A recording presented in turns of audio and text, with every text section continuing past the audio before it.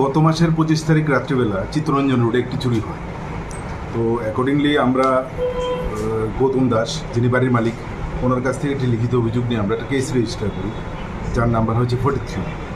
তো এই ঘটনাটি সংঘটিত হওয়ার পর পূর্ব থানার ওসি রানা চ্যাটার্জি এবং 3 জন অফিসারকে নিয়ে একটা টিম গঠন করা হয় এবং সেই টিম অ্যাকর্ডিংলি কাজ করে এবং পরবর্তী সময়ে গতকালকে গোপন সূত্রের খবরের ভিত্তিতে এই ঘটনায় জড়িত আছে সোহেল মিয়া, ওকে অ্যারেস্ট করা হয়। ওর কাছ থেকে 2টো চেইন এবং 1 পেয়ার ইয়াররিং এগুলি উদ্ধার করা হয়। তবে এটা সম্পূর্ণ চুরির মানে আরও কিছু বাকি আছে, আরও 2-3টে আইটেম বাকি আছে, 2-1টা আইটেম।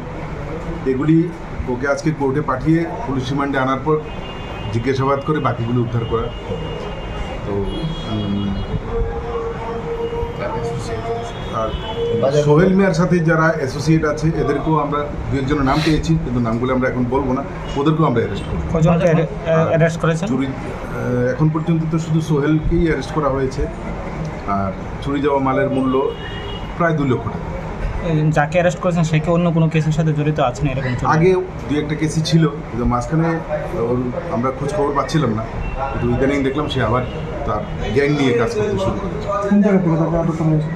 তাকে গুলবাজার, মহারাজগঞ্জ বাজার।